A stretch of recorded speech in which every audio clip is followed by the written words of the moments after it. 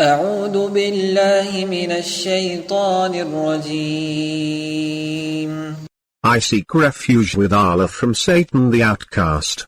ألم يأتكم نبأ الذين من قبلكم قوم نوح وعاد وثمود والذين من بعدهم لا يعلمهم إلا الله جاءتهم رسلهم بالبينات فردوا أيديهم في أفواههم وقالوا إنا كفرنا بما أرسلتم به وإنا لفي شك مما تدعوننا إليه مريب. Has not the story reached you, of those before you, the people of Noah, and Ad, and Thamud, and those after them? None knows them except Allah. Their messengers came to them with the clear proofs, but they tried to silence them, and said, "We reject what you are sent with, and we are in serious doubt regarding what you are calling us to."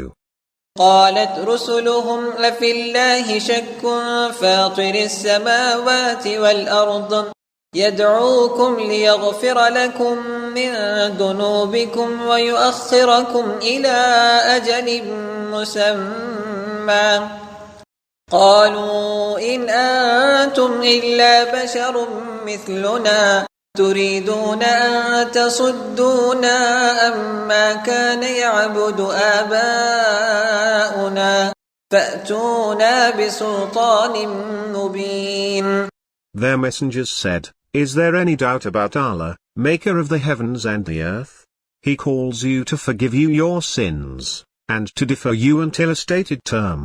They said, "You are only humans like us, you want to turn us away from what our ancestors worshipped, so bring us a clear proof."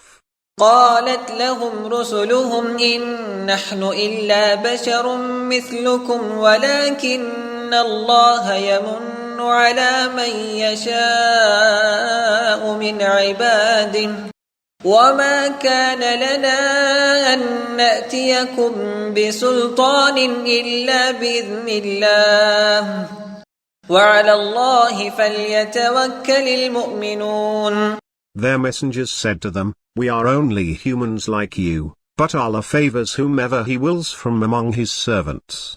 We cannot possibly show you any proof, except by leave of Allah. In Allah let the faithful put their trust."